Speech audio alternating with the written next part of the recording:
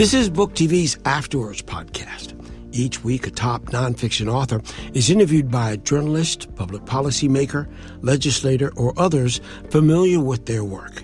We post the podcast every Sunday. Subscribe and never miss an episode. This week, our guest is Cal Thomas, author of the book America's Expiration Date, The Fall of Empires and Superpowers, and the Future of the United States. He's interviewed by author and CNN contributor Amanda Carpenter. The book is America's Expiration Date, and you say, based on the findings of soldier scholar Sir John Glubbs, that great empires only last about 250 years, which means America's time could be up on July 4th, 2026. Really? Well, I'm not a prophet or the son of one, Amanda, but the only thing we learn from history, as we have heard the cliche, is that we learn nothing from history. And this is an exploration, this book, of 8 empires and great nations. The average length is 250 years. Some lasted longer, like the Roman Empire, but all follow the same pattern to decline. And among the characteristics that contributed to those declines were massive national debt. The United States is at $23 trillion and growing. Just the interest on it alone is greater than the gross domestic product of some nations. I liked President Trump's State of the Union speech the other night, except for one thing. He didn't talk about cutting a single government program or even the rate of increase in spending.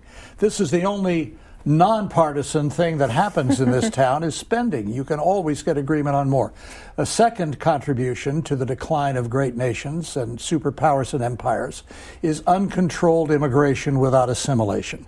We want people to come to America, but we want them to come legally and in an orderly fashion, and then to be assimilated like immigrants of the past and become fully American, not hyphenated Americans, as we have too often today. Then there's a loss of a moral sense, also contributing to the decline of great nations. In America today, as Cole Porter wrote in a satirical song in the 1930s, anything goes. And if you say stop or this is too far, you're immediately denounced as a bigot or one of many phobes. So all of this is not a prophetic book. I'm not wearing a sandwich board that says the end is near and parading around in the streets of Washington. But I am saying that while America is a great nation, there are certain seeds that are being sown for our destruction, and we have to renew the values that the greatest generation that we've been living off of by inertia for about the last 60 or 70 years fought and died for. And to that point, I mean, you do say America's in peril because we've lost our sense of right and wrong and no longer submit to a higher authority than our own experiences. But, you know, when I look around the country, I see most people mostly trying to do the right thing. So where specifically do you see society going wrong?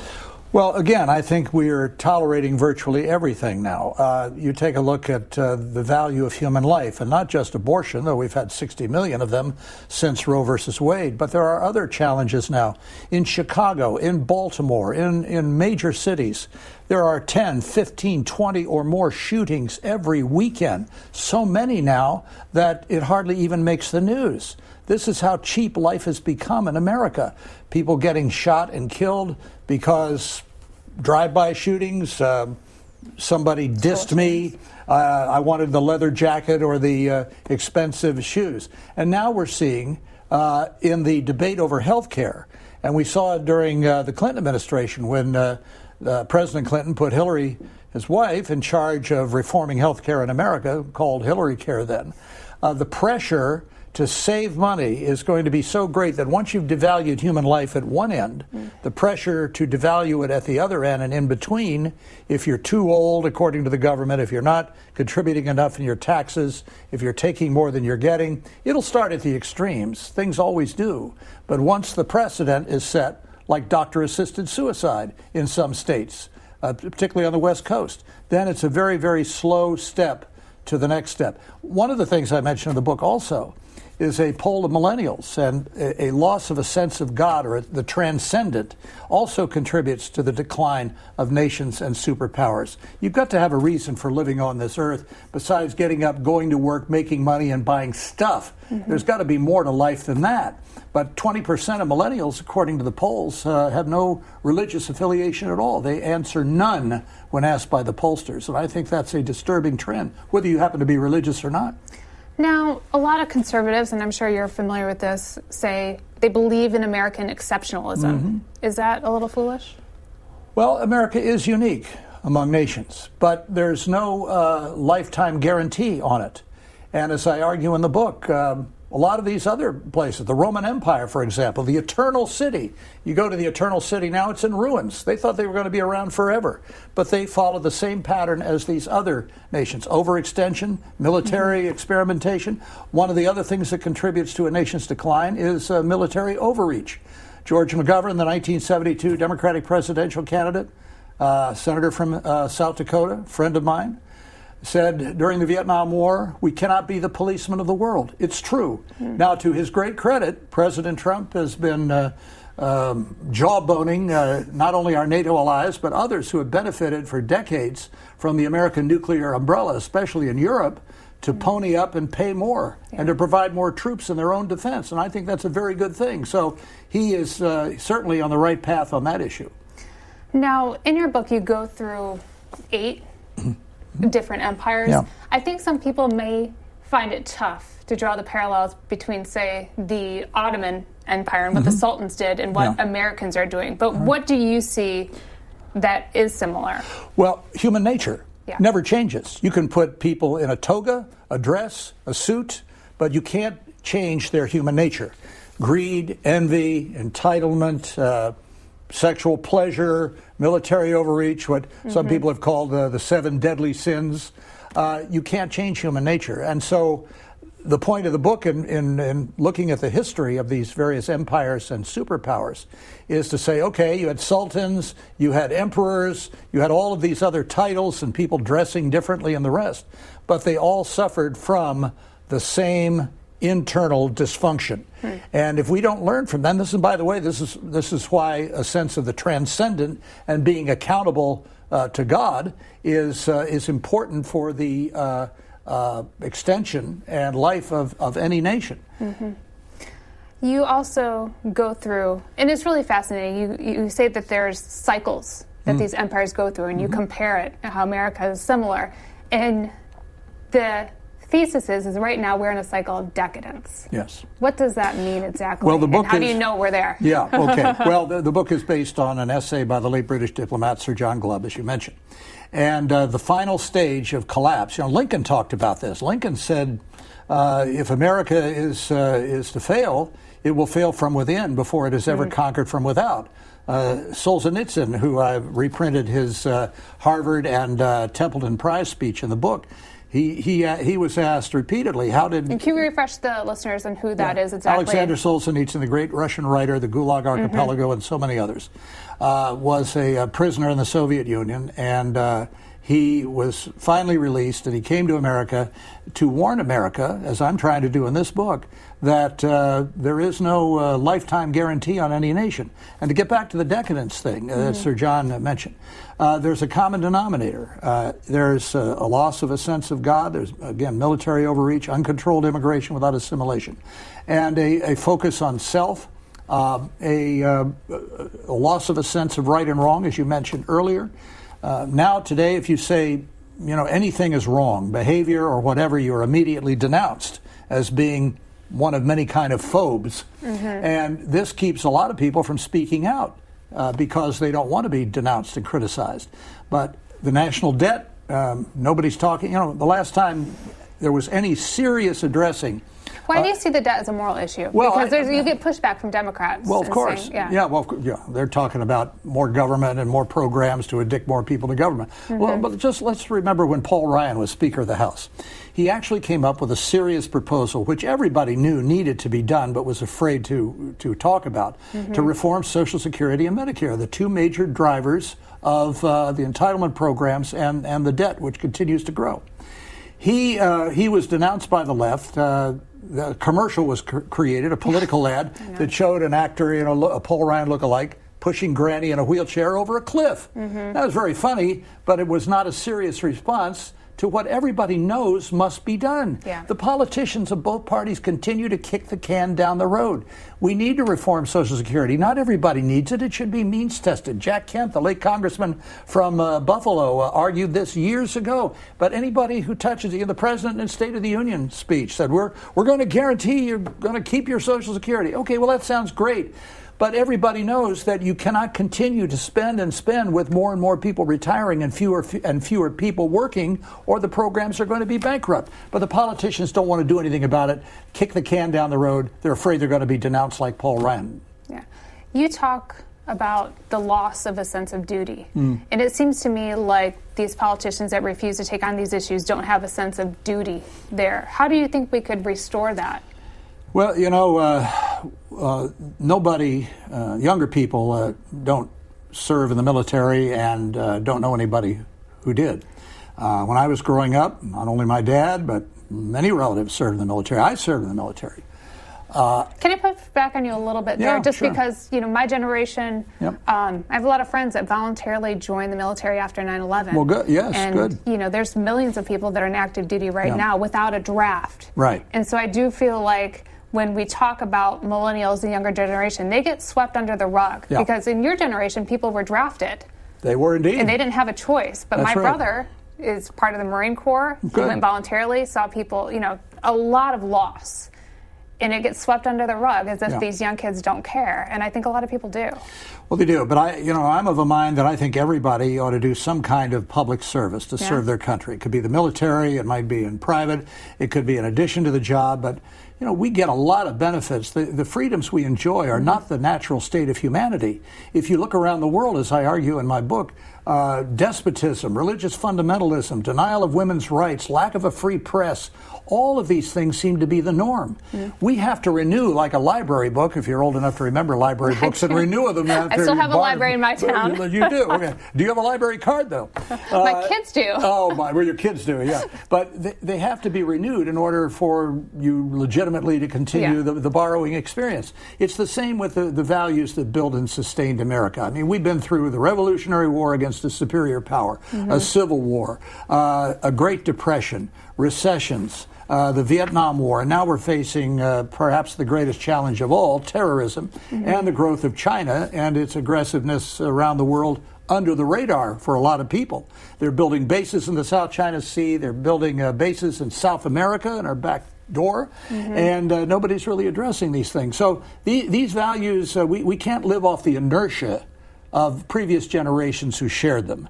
And yes, God bless those people who volunteered for the military, not only after 9/11, but since then. And for whatever reason, some just volunteer to get their tuition paid for, and that's fine. We're very grateful for them. Well, they don't get it for the benefits, I can tell you that much. They're not. The VA hasn't been run that well lately.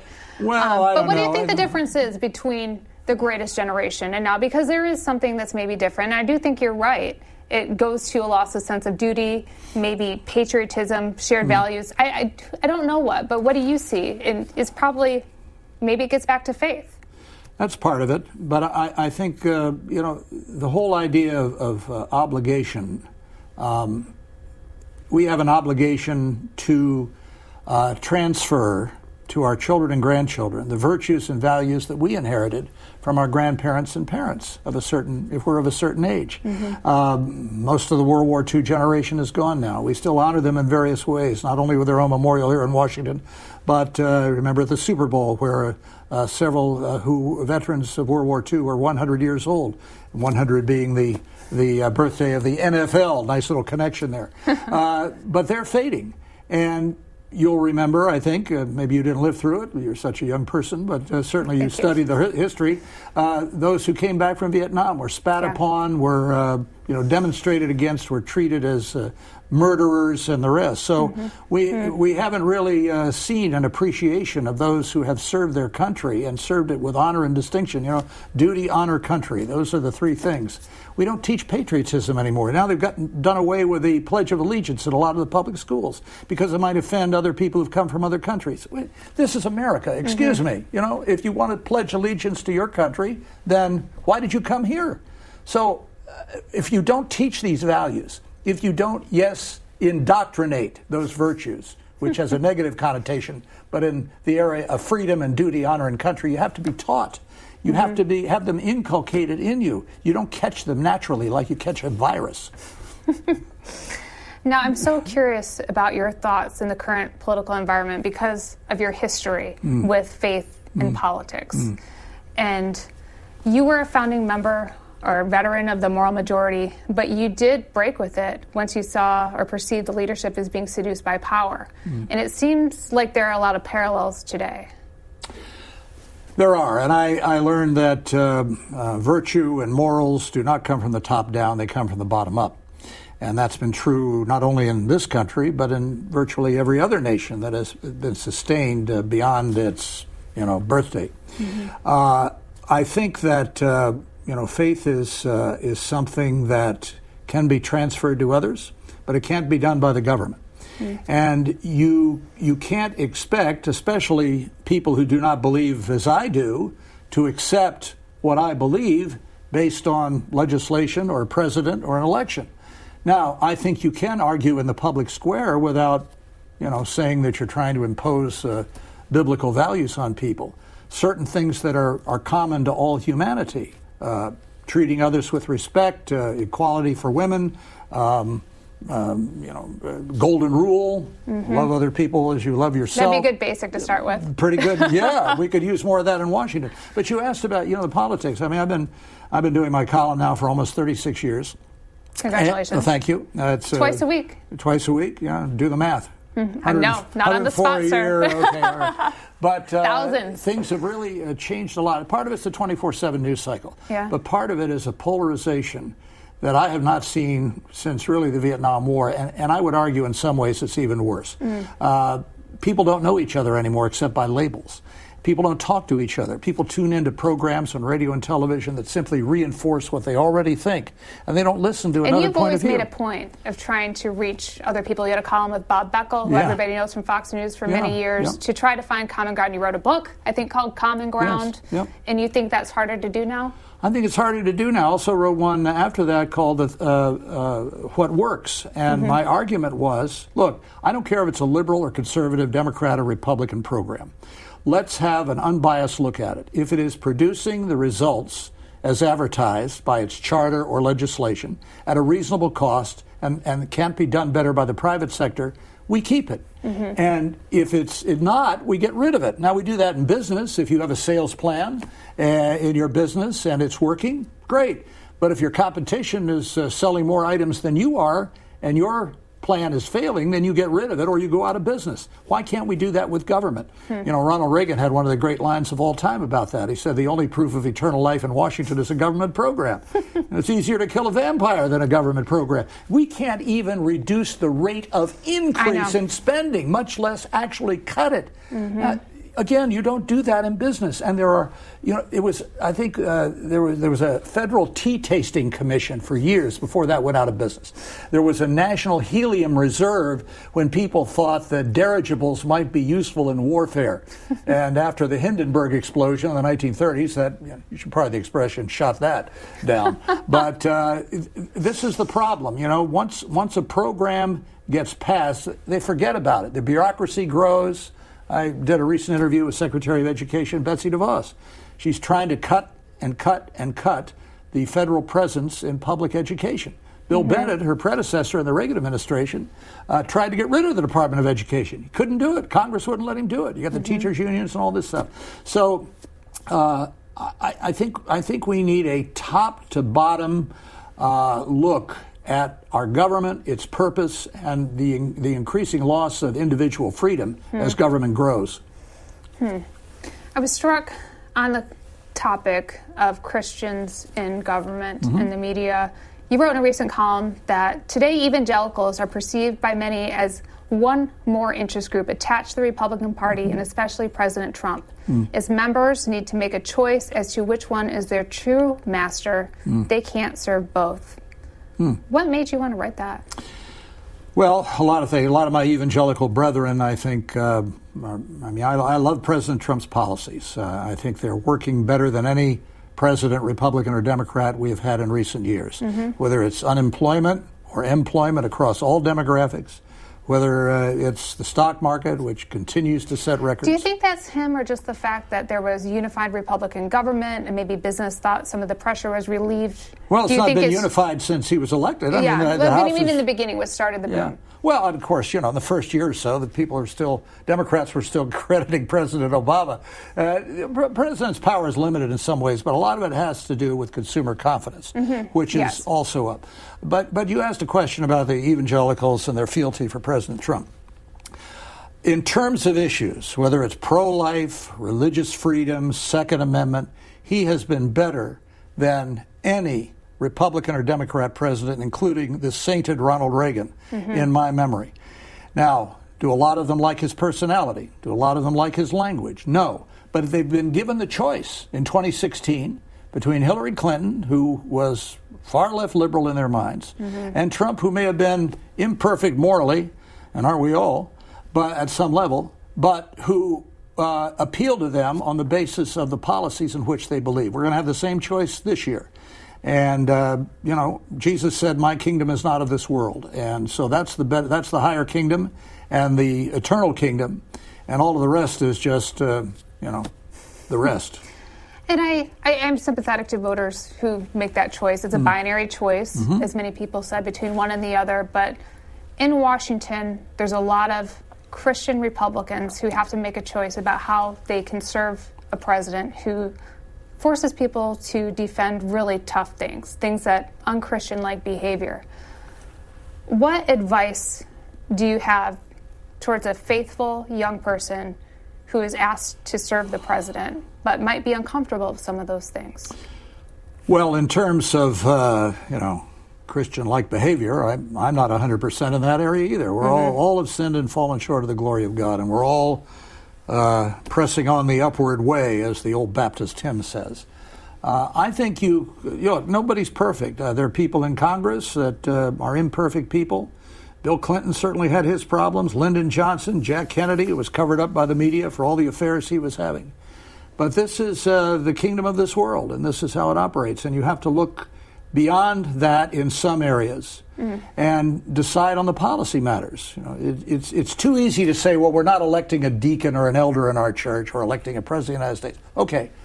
And it would be great to have somebody who combines all of these things, like Mike Pence. I mean, I've known Mike Pence for 30 years. Yeah. He's a serious Christian. He was made fun of when he said he wouldn't meet alone with a woman unless his wife was present. Yeah. Well, a lot of people mocked him. But then came the Harvey Weinstein scandal and some of these other things. You save yourself a lot of trouble. And all of us, exactly. Nobody ever got in trouble for what they didn't do. Well, if we impeach Trump, Mike Pence is right there. Yeah, well, it's funny because, I don't know if I should tell this story or not. Well, I'll tell it. You definitely should. I should. The pornographer Larry Flint, who I knew a little bit because of the profession, not because I was engaged in any of his activities. Meaning you just knew of him? I knew of him. Yeah. Well, okay. I'd met him a couple of times. Oh, really? So I saw at Fox. He was on Fox once. He comes in his wheelchair and he says, "Cal, I thought you'd be interested in something." I said, "What?" Now, this was when he was doing background investigations on conservatives and Christians who were hypocritical and out having affairs and doing other things while this was during the Clinton impeachment, right? Yeah. Yeah. Was he the one that Bob Livingston? Yes, okay. That's right. And we offered $1 million to anybody who could expose out some of these people. So he says, "Well, Cal, I thought you'd be interested in something." I said, "What's that, Larry?" He said, "We did a background investigation on you." I said, "Is that right?" He said, "Yeah, we didn't find anything." I said, "Oh, my goodness." Personally approved by Larry Flint. I said, "Well, I guess that's a relief. You're looking in the wrong place for my sins, but that's not one of them, fortunately." Good for you. On the concept of impeachment, Mitt Romney was a lone Republican vote. And I did want to ask you, because you often reference Romans 13:1, which states there's no authority except God, and those that exist have been instituted by God to argue against things like impeachment and removal. So if you believe in the scripture as written, does that mean any elected president can do whatever they like? If it's a Barack Obama, President Trump, Clinton? No, well, we have a Constitution, and people swear to uphold the Constitution, not the Bible. Now, I think there are several areas where they intersect. Otherwise, Jefferson, who was a deist, would not say that all men, meaning the human race, not just males, are created equal. They didn't evolve from slime and are endowed by their creator with certain inalienable rights, and that among these are the right to life, liberty, and the pursuit of happiness. And then in the next clause in the Declaration of Independence, Jefferson outlined the purpose of government succinctly, as he always did. He said, and that to secure these rights, governments are instituted among men. To secure what rights? Why, the rights that God had endowed. Why is that necessary? Because, as James Madison said, if men were angels, we wouldn't need all these laws. Now, the people who are arguing, well, we need more gun control laws. Tell me a law that lawbreakers will obey, and I'll consider it. But by their very nature, they're lawbreakers, so they're not going to obey the law. This is an internal thing. You see, where does authority come from? All authority comes from God, even bad leaders. I don't know why. I'm not God. I can't explain Hitler. I can't explain Stalin. I can't explain Mao. But when Jesus stood before Pilate and said, in the greatest church-state moment ever, don't you realize I have the power of life and death over you? And he responded, you wouldn't have that power if my Father hadn't given it to you. End of debate. Let's continue this a little bit. If President Trump was installed by God by some way or another, this is God's will. But wait, so is he trying to teach us a lesson or bless us? Well, I mean, I'm not God. I can't tell you. You'll have to ask him. But, you know, a very prominent evangelical leader said in 2016, God showed up. Well, I wrote in response, well, who showed up when Obama was elected, or Clinton, or Bush, or Bush's? I mean, you can't say that. I mean, God isn't a Republican. He puts people. Don't tell some evangelicals that. Look, he puts people in office for his own purposes. If you look at Scripture, Nebuchadnezzar, who Saddam Hussein patterned himself after, there were a lot of lousy leaders in Scripture, in both Old and New Testaments. So you can't argue that only somebody you voted for is God's will, because that puts you in the place of him, which is the first sin, by the way. But there are a lot of faith-abiding Republicans that feel they have to go along with anything Trump does right now. Yes. To that point, Jerry Falwell Jr. was recently asked by the Washington Post, is there anything President Trump could do that would endanger support from you or other evangelical leaders? He said no. And the interviewer said that's the shortest answer I've ever received on that question. Well, the president himself said that he has such strong evangelical support that he could walk down Fifth Avenue in New York and shoot somebody and still have the support. Do you think that's because of Trump, though, or because people are so afraid to trust the Democrats? Well, I think it's a combination of things. But my King David, when he was king over Israel, had the best line ever on this. He said, "Put not your trust in princes and kings, or mortal flesh that cannot save." And he was king, so basically, don't trust him. I mean, look, we have leaders. I have my preferences. You have your preferences. Everybody has their preferences. But the thing that bothers me now, among other things, is that, and somebody made this point the other night on television, a member of Congress, I think. It used to be when you had an election, the losing side would go lick its wounds. They'd have meetings. How do we retool our message? How do we win next time? Now it's, how do we bring this guy down, this person down? And they were arguing about impeachment, the Democrats were, even before the election, and certainly the day or two after, some of the quotes from some of the more radical members of Congress. That's not the way to do it, and this poisons the atmosphere. And as people said during this recent impeachment fiasco, impeachment was supposed to be rare. And now I fear that when Republicans get back in control of both houses of Congress and there's a Democrat president, they're going to go the same route. And that will polarize and poison the political atmosphere even more than it is now, which is bad enough. It seems to me it sort of gets to the concept of forgiveness, starting over with a blank slate. And at the National Prayer Breakfast, Arthur Brooks, who everyone knows, a former scholar at AEI, I believe. Yeah, Harvard professor. Yeah, very smart guy. One of the nicest guys, I think. Columnist for the Washington Post. Yes. Yep. He stood up at the podium and said, raise your hand if you love someone that you disagree with politically. And most of the audience raised their hand, Yes. but President Trump didn't. I know. I'm writing a column about it called A Missed Opportunity. The thing about reconciliation is that the real power comes from the person who feels that he or she has been offended. To extend forgiveness to the person who is guilty of the offense is, as Jesus said, heaping coals of fire upon their heads. Now, if the president really wanted to harm Nancy Pelosi, it was a perfect opportunity. Brooks's speech was brilliant. It was wonderful. And the president didn't even go down. Nancy Pelosi, the speaker, was sitting at the other end of the table. If he had gone down and just shook her hand, there would have been tears. That would have been one of the greatest symbols of reconciliation and forgiveness. And Arthur Brooks also said during his talk before the president got up, he said, look, if you can't really do it out of your heart, fake it. Yeah. Now, who is better at faking it, the reality TV star, than Donald Trump, right? But this is, Jesus set the example when he was on the cross. He was unfairly tried. He was unfairly arrested. He was unfairly convicted. And he was unfairly crucified. And yet, he said, Father, forgive them, for they know not what they do. That is the ultimate reconciling statement. And I think, it's not about the president agreeing with Nancy Pelosi. It's not about him, I think, rightly feeling that he was wronged by these articles of impeachment. It was the last step after the Mueller report, charges of racism, all of these other things that have been thrown at him that didn't stick. And so then they tried the impeachment route. I think he could perform a great healing act had he gone down. What would it cost him? Nothing. Well, what if they hold people back from extending that grace to others in this political moment on both sides? Yeah, well, I think, it's all about the quest for power. But it's not real power. God offers power, his power. He has the only power to change a life and to change direction of nations. And I think, the fundraisers, I've seen some of this from the inside. You tell a great story about when you were at the moral majority. Oh, my. And you were asked, why is everything always so apocalyptic? Why can't we ever say we're doing a good job? Can you tell us what you learned from that? Well, I asked a prominent pastor not associated with Moral Majority. I said, why don't you ever send out a positive letter on what you're doing with people's contributions? Yeah. And he said, you can't raise money on a positive. Now, how cynical is that?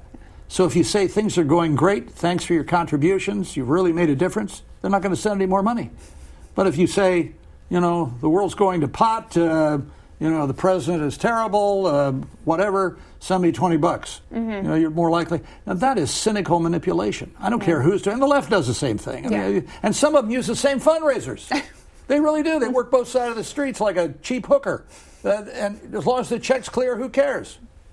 And it contributes to the cynicism, the polarization, and the anger. We are not each other's enemies, as Lincoln said. If we don't make this great experiment called democracy or a constitutional republic work for succeeding generations, as I argue in my book, we're going to expire. There is no guarantee. Things are looking great, but when things are looking great, it's time to shore up the foundations. The psalmist wrote, if the foundations be destroyed, what can the righteous do? And I think our foundations are being destroyed at several levels, as I argue. So who are the right people to lead the country to the way back? Well, to be but I'm not hopeful. running. But no. Again, it's not the person. It's bubble up. It's not trickle down. I think there has to be Or those efforts failed in the past, just because you have so much experience with this and the parallels are so strong today. Well, you can't change a heart through legislation. Yeah. Now, somebody will argue, well, what about civil rights? Okay, what about civil rights? There was huge resistance to Brown versus Board of Education, integration of schools. There was opposition to interracial marriage, and not just from the South, but other parts of the country. But slowly, over the years, when that generation that was so racist and bigoted finally died out and was replaced by another more broad-minded, more biblically oriented, I would argue, generation, those things begin to change. So law can be good and they can shape, but law cannot force me to love my wife or to be a good father to my children or an example or a role model to my peers. That's my responsibility. And I have that ultimate responsibility to God, before whom I shall stand and give an account of my life. No legislation can force me to be righteous, to be good, to be a good husband and father, to be committed, not to commit adultery, and to do these other things. That comes from the heart, and only God can reach that. No legislation and no precedent can. Although it seems like there's not a lot of legislation moving these days, but President Trump, in trying to reach out to evangelicals and promote those values, looks to people who are really controversial, like Paula White, who you've written about, who preaches the prosperity gospel. And I think it'd be useful for you to point out your thoughts on that. Well, first of all, this is not something new. During the Nixon administration, Charles Colson, who was one of the top aides to President Nixon. He did some time, didn't he? He did some time at Watergate, yes. But wrote this wonderful book called Born Again. Yeah. Well, after he got out of prison, he did a prison fellowship. Even Bob Woodward, who was pretty cynical about all of this, acknowledged that Colson was a changed man. But he said in his pre-conversion days that evangelicals were the easiest to manipulate. They'd bring him in, they'd have a picture of President Nixon, all of a sudden, Nixon could do no wrong. And they were manipulating them. Yes, that's the seduction. I would suggest that power, or the sense of power in Washington, D.C., is a greater seduction than sex. It's more powerful, it is more subtle, it's unseen. I mean, if you're having an affair with somebody, you can see them, right? But the whole power thing... I don't want to. Well, no, I'm not asking for an answer. I'm just... It's rhetorical. Thank you, yes. But it really is seductive. I mean, Kissinger talked about this some years ago, Henry Kissinger, the former Secretary of State. Power is a very, very subtle and seductive thing. And it's not really power at all. If it were, would things not have changed by now? Yeah. And all of the things that the presidential candidates, especially the Democrats, are talking about, education and employment, which is great, wouldn't all of that have changed by now? I mean, they've spent all this money. They had all this time to fix it. They've had Democrat presidents with Democrat Congresses. And how come things aren't better? How come they don't ever improve? Because that's not where the real answer is. It's in the heart, where only God can reach. It seems like we Republicans and evangelicals risk a backlash for not doing the most good when they can, when they have the power. And I worry that's what's happened to the church. Because, Catholic Church corruption, people seeking to make money for their church rather than providing for the poor, and also young people looking at Republicans in power right now who aren't moving the ball on entitlements, growth of government, military expansion, what have you. And so when we're told, when everything is so nationalized in our system and everybody looks to Washington for answers, how do we get them to look inward? Well, my standard opening line of the lecture circuit is, I'm happy to be here tonight from Washington, D.C., where the only politicians with convictions are in prison. Always gets a laugh, bipartisan, right? I was just steal that one. Yeah, thank you. Although hopefully not too many more. Well, you know how that works. As Cal Thomas always says, and the second time you use it, as a friend of mine says, third time, as I always say, right? That's the way it works in this town. I think, once again, you go back to the seduction of power, and conservatives are as guilty of this as liberals, but in another area. They want smaller government, and yet they're constantly looking to government to change things. You can't have it both ways. I mean, government was designed to be limited by the founders so that the people would be unlimited in their pursuit of happiness, however they define it. But now it's reversed, and too many Republicans seem to be just as happy to manage the growth of government. You look at the Ways and Means Committee, you look at the Appropriations Committee, the only bipartisan thing that happens in this town anymore is spending. That's how you can get Republicans and Democrats together, is to spend money. Send it back to a base or for an airplane that the military doesn't want or that's been outmoded. You know, one of the great inventions was the Base Realignment and Closing Commission, BRAC, which drove politicians crazy because they were closing down bases that were of World War II vintage and hadn't been used in years. But, it brought money into the district, but it worked. And I think we need another one of those. We need a top to bottom look at every single government program, and we eliminate the ones that don't work and we keep the ones that are. I think that would save a ton of money. I guess we've talked a lot about people who do it wrong, but who do you think is doing it right? Is there anybody that somebody could look down at? I know it has to start from the bottom up, but young people need someone to look towards. Who's done it right? In your time observing politics and writing columns, certainly there are some rays of hope. Well, I mean, growing up, my parents were my role model. They stuck together. I didn't know anybody who was divorced. In my neighborhood. Where'd you grow up? I grew up in the Washington area in suburban Maryland and Northern Virginia, and went to school here, graduated from American University, but things started to change in the 60s. You had the Hugh Hefner Playboy philosophy, which told men they didn't have to wait until they were in a committed relationship with a wife to have sex, and then the rebellion against that attitude by Helen Gurley Brown of Cosmo magazine, who said, nice girls go to heaven, bad girls go everywhere. That kind of philosophy. And then, women were upset, and still are today, that men can't make commitments, they can't trust them, and men don't feel any obligation to stick in a marriage. It's awful. I mean, and this is the crumbling of society, and it gets back. It is pretty clear. You think marriage is a key building block for society. I do. Any family is the foundation of any culture or society. If you don't have strong families, if you don't have a reason for coming home from work at night, and it's the old caveman philosophy, going out and slaughter dinner so you can cook it over the open fire and that kind of thing. I'm glad I don't have to bleed out the cow and cook it for dinner. But I'll take the hamburger at the store. But I get you. Yeah, that's all right. Or the frozen dinner. Yeah. But, and those things change. But look, the foundation of any society, of any culture, is a strong family. And again, no one can force me to be faithful to my wife. Nobody can force. But if I am faithful, and if I don't commit adultery, and if I am honest in my business dealings, that's going to have... You save yourself a lot of problems. Well, not only you save yourself a lot of problems, but you influence others. People say, why are you the way you are? I say, well, I'm not any great example, but here, if you see any good in me, it is God reproducing himself in me. And, well, tell me more, okay. So I think, when Jesus said, my kingdom is not of this world, and you see all of the prophecies in both Old and New Testaments, and Daniel and Revelation especially, and then in the Gospels, that everything is winding down to the final act. And depending on whose side you're on determines whether you're going to spend eternity and who you're going to spend it with. But this is, again, history is so important. I argue in the book that the closest we get to history these days is the instant replay in sports. People don't know what happened a generation ago. You talk to, when I was growing up and I started out in the news business, I wanted to know a lot about who went before. I talked to a lot of these older guys and they were mostly men then, the women came later, who were correspondents during World War II, who remembered a lot of stuff. It was instant history for me. And I wanted them to pour their lives into me. And I was a young kid, 18, 19, 20 years old at NBC here in Washington as a copy boy. And these were my heroes. I have their pictures hanging on my wall at home, all of them.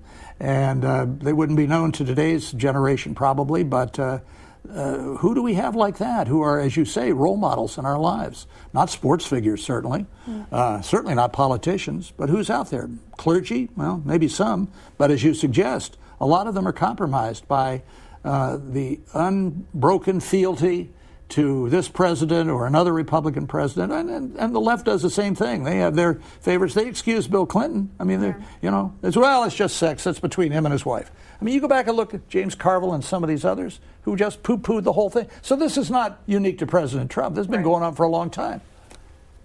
You go through all these empires, the rise and fall, some of them great, some of them flawed. Which decline scares you the most?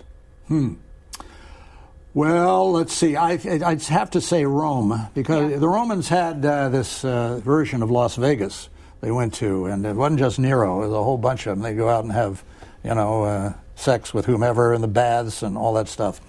And they really thought they had it all. They were so full of themselves. But the military overreach and the decadence that characterized the fall. I mean, Edward Gibbon wrote the classic on this, Rise and Fall of the Roman Empire. Nobody, and I say I don't presume to do any better, but I add a few things. And I think that is the greatest danger of all, a society that turns in on itself and begins to undercut the basic values that help build it and sustain it through wars, depression, recessions, terrorism, all of these other things, is committing suicide. And again, I'll repeat myself, but these values have to be renewed by every generation and sometimes within generations, or they evaporate. And I fear that we're in danger of that right now, and that's why I wrote the book. So let's say you are President Thomas and you get one executive order. I mean, there's a lot of problems that you detail, whether it's, illegal immigration, military overexpansion, the debt. Which one thing could we change to get the fastest results? Well, I don't think you can do it by executive order because you've got a lot of these Supreme Court decisions. Well, this is pretend. I made you president for a day. Well, the founders knew what they were doing when they had these diffusion of powers. So I think what the president has done on immigration and shifting funds to help build the wall. All those. Do you think we're going to get the wall? Well, I don't know. We'll have to see. I mean, some of it's being built, but I noticed the other day that the wind came along and blew over a section of it. That doesn't build a lot of confidence, does it? No. But the illegal immigration is down substantially, and he has done through executive order and through jawboning to Mexico and Honduras and El Salvador and Guatemala. He has actually gotten those governments to stand up and stem the flow, and to him goes great credit for that. So I think there's a lot like that you could do through executive order, but things like abortion, the value of human life, you're going to have to change the courts, and then after, But when we talk about changing things through legislation, because, I think about the abortion question a lot, and could we actually change people's minds through the government on that question? Because before we had the morning after pill and all that, people had hangers. Yeah. And it was, to me, I'm just, as a woman, I have to think that this is a personal problem. You have to talk with people directly. Exactly, and they are. The thousands of pregnancy help centers that have cropped up since Roe versus Wade, I've spoken at many of them, raised millions of dollars for them. Heard the stories of women who have had abortions and said, if I had only known the following, or if I'd seen a picture. At Planned Parenthood, they turn the monitor around during the ultrasound so the woman doesn't see the gestation stage of the baby. And that's the case where science has come around to the side and this is showing progress. The abortion rate is down substantially. I have suggested that legislatures all should pass full disclosure acts. We take the left's view that I haven't heard of that. What's full disclosure? Well, that before an abortion occurs, a woman has to know about her alternatives, including adoption. She has to see a sonogram of her baby. This changes. The polls have shown around 90% of abortion-minded women who see a picture of their own baby and hear about alternatives choose life. And I think that's a great tool. So I'm for empowering women. I'm for empowering them to give them more information. I guess it's just a question in terms of strategy.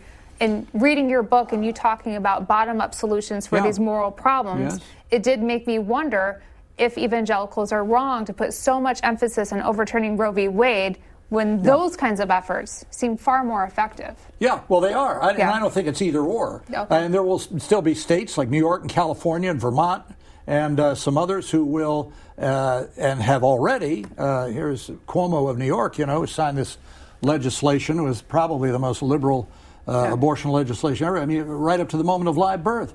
Now, the president, during his State of the Union address, introduced this woman and her child who was born, I think, 21 weeks and a few days, the earliest premature baby that's ever survived. And yet, if her mother wanted to abort her at 21 weeks or 22 weeks or 30 weeks or the moment of delivery, under current law, she would be perfectly free to do so. Is that the kind of power we should give individuals? And what about the man? What about the husband? He has no say, zero. Even though he may be loving, even though he may be willing to do anything, including put the child up for adoption, I had a debate with a liberal friend of mine who said, well, if we really wanted to stick it to the men, we should make them pay child support the moment there's a positive pregnancy test. Well, and I said, that's great. Yeah. Why not? Aren't they already? I mean, the doctor, and, the ice cream and pickles at midnight or whatever. Oh, no, I didn't. You didn't do that? I think hospitals have cut back since I had my kids. Oh, good. Okay. Okay, but certainly all these problems have existed for quite a long time. Yes. And you say the thing that will save us is revival of American spirit. And revivals have saved us from abyss in the past. So what would that look like?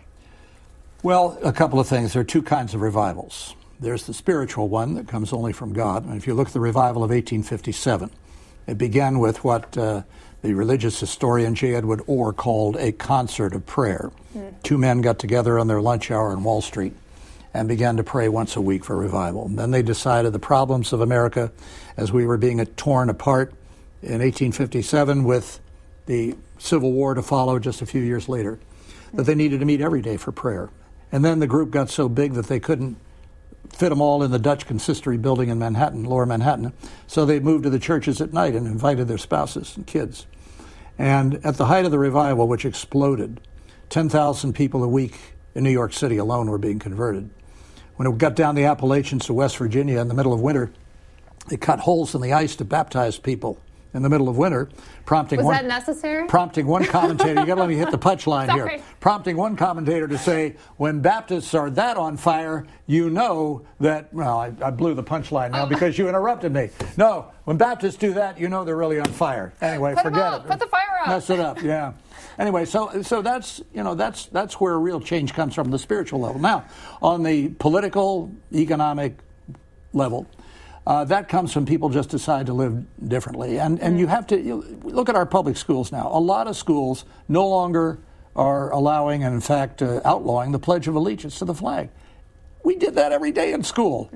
This is America, but they don't want to offend immigrants. Well, this is the United States. I think I mentioned earlier, if people think Mexico is better, then let them go back to Mexico and pledge allegiance to the Mexican flag. Previous immigrants have been assimilated, not hyphenated. Yeah, well, sometimes it's, I wouldn't say it's all immigrants that are opposed to making this push. A lot of time it's elite liberal teachers who want to be inclusive and think that somehow the Pledge of Allegiance, and this isn't a widespread problem. I don't want to overplay it. No, but what does inclusive mean? It seems that, the older I get, inclusive means everything except what I believe. We have to tolerate everything except what I'm intolerant of. We have to believe in anything except what I believe. So I find that some of my liberal, secular, progressive friends who talk a great game about diversity, and I love the word diversity. They never talk about ideological diversity. They talk, but a liberal is a liberal is a liberal, whether it's male or female, African American, Hispanic, Latino, whatever. It's not about what you look like on the outside. It's about your thinking process on the inside.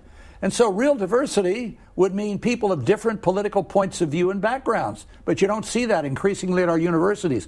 Universities, when I was growing up, we tolerated all kinds of speech. We wanted to hear opinions that were different from ours. Now you have conservative speakers, if they're invited at all, shouted down or demonstrated against at universities.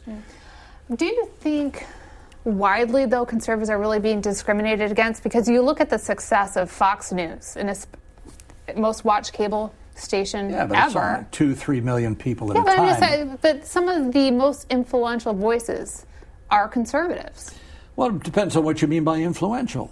Look, Rush Limbaugh? Well, yeah, but, okay, Rush, God bless him. I hope he survives this physical challenge. I will say, we should talk about Rush for a minute. He wrote a foreword to one of your books. Yes, he did. And he was recently diagnosed with advanced lung cancer. Yes. A wonderful man. A few words about that. People that don't know him don't really understand him. He really is. Now, you're going to laugh, but he really is a humble man. If you listen to him at Christmas or listen to him last week. The golden microphone? No, it's the golden IBM. Talent on loan from God. God. I know. It's part showbiz, and you use the humor. I use humor, but you use the humor to communicate. You have to be smart to be funny, too. Yes, well, thank you. But he uses the humor to make a larger point. But here's the thing. This is what I argue in the book. People now tune in mostly only to those programs that reinforce what they already think. They don't listen to other points of view. I would much rather win an argument by discussing the virtues and fallacies of a particular program or proposal than I would just to tune into programs. I listen to Rush, I listen to Hannity on this, but I also listen to others. Than I would just winning an election, because that doesn't change any mind. I want to win the issue, and I think that's what we're not focusing on. Much better to win the issue than just to win the election because you don't persuade the other side then. Yeah. And to that point, you have, throughout your career, from what I've been able to understand, always fought to have your view included in the mainstream pages, in the mainstream media, not being regulated as a Christian conservative on the back page or, in the crazy aisle at the bookstore. Well, I'm not always predictable, and I think that helps a lot. But why is that important for conservatives to do? Because it's very easy to be typecast, to be put in a box, and you've resisted it. Well, the editors have been very good to me. I joined some of their organizations. I met them in person. When I used to do a lot more speaking engagements than I do now because I deliberately cut back, I would go and meet with the editor and the local newspaper, and most of them would say, you're the first columnist ever to meet with me. And then I would go out at night and speak to a group, and I'd say, how many people subscribe to your local paper? Usually fewer than half, sometimes only a third. I'd say, okay, well, shout out the reason. Why don't you? Well, I never see my views represented, or they always stereotype what I believe. Or I said, okay, well, how many would subscribe to your paper if I was in it? Every hand goes up. I said, okay, tomorrow. And you were syndicated in over thousands? 300. No, yeah. no. Okay. Well, it used to be over 500, but, the newspaper industry is in trouble, so it's about 300 now. I said, I want you to call the publisher tomorrow, not the editor. I want you to call the publisher because the publisher controls the purse strings, right? Yeah, that's and true. you say, if you take Thomas, I'm going to subscribe to your paper. So I didn't appeal to them on the basis of diversity. I appealed to them on the basis of money and a sense of humor. A capitalist. A capitalist. A conservative. That's right. No way. You want to boost subscriptions? Take me. You're going to get this demographic you've ignored or stereotyped. You may not agree with them, but you're going to get their subscriptions. But you don't. Well, there's a temptation for a lot of young writers these days to do the hot takes. But you always have a really interesting point. You have some scripture in there. You have a unique view. How do you always stay so consistently interesting week aren't after you week? sweet? No, My but goodness. it's true. You can go through the archive. It's all very timely. But people today want to have the hottest take, be the most controversial, and it's very hard to be reliable and consistent. Well, I think one of the problems in journalism today, and I've made this point before, if you look especially at the New York Times and Washington Post, which are kind of the Bible of political Washington, they're so predictable now. I grew up with the Washington Post and the Washington Daily News, and they had more newspapers here. But you don't have to read them anymore because every article, every editorial, every columnist, with the exception of Mark Thiessen in the Washington Post, are all anti-Trump. They're all thinking up new ways to denounce Trump. But you have complaints about Trump, too, sometimes. Well, yeah, I have complaints about all politicians, but that's okay. And not to be... When do you think people fall over the edge and just become totally anti-Trump, not going to listen to him? When they have blanket faith, and then it becomes almost cult-like. My guy can do no wrong. That's not good for the person. They need to be held accountable. And if they do wrong, somebody needs to say it. Now, that doesn't mean you're being judgmental. It just said, look, you're not living up to the standard that you professed, or that you're not living up to the standard that we expect of you. That's okay. You can still vote for them. You can still approve their policies, but you shouldn't just give blanket absolution to, and the president uses a lot of bad language. I mean, he takes God's name in vain, which is one of the commandments not to do. He makes all kinds of references that would be anathema to especially evangelicals if somebody did it in their church, especially from the pulpit. But there's always a danger in this. Again, this is the great seduction of politics. And I don't care if it's a Republican or Democrat, both sides have done it. I mean, I knew people who, I talked to a guy I'd known for years who was one of Bill Clinton's spiritual advisors. I hate that phrase. And I said, hey, you remember when you said that some of us were getting too close to Reagan, He said, yeah, this is different. I said, really? How is that? I couldn't really say. I think we need to keep our eyes, those of us who are followers of Jesus of Nazareth, on the prize, on the person, and not to put our trust in princes and kings, again, as King David warned against. And what is the prize? Well, the ultimate prize is eternal life, but the short-term prize is to really have an influence on other people. As Arthur Brooks said at the National Prayer Breakfast this year, loving your enemies is one of the most powerful things that anyone can do. When an average unbeliever looks at the Christian community, as if there was such a thing, is the first thing they recognize loving their enemies, praying for those who persecute them, caring for widows and orphans? Those were instructions from Jesus himself. And those people who claim to be followers of him and to believe that the Bible is inerrant and infallible, it doesn't immediately come to other people's mind or my mind that they're exactly following the precepts and commands of the one they are following. So I think, if you really want to have influence, you look at the time in both Testaments. Where does the power of God come from? Does it come through political leadership? No. Widow's mite, mustard seed, last place at the table. When I'm weak, then I'm strong. Humble yourself under the mighty hand of God, and he will exalt you in due time if you faint not. Those who wait upon the Lord shall renew their strength, mount up with wings as eagles, run and not be weary, walk and not faint. So over and over again, because we're stupid and we don't listen, he repeats himself. If you want my power, you got to do it my way. Jesus said he would be a leader among you, must be your servant first. Washing of feet, all of these things. Humility gets God's attention. Where do you see humility in Washington? Maybe only in the dictionary, and I haven't checked that out recently. All right, well, humble yourself, love your enemies. I can't think of some better messages to end on, so we'll end there. Thank you so much. It's a great pleasure. The book is America's Expiration Date. Thanks for listening to this week's Afterwards. You can find all current Afterwards episodes and subscribe wherever you get your podcasts.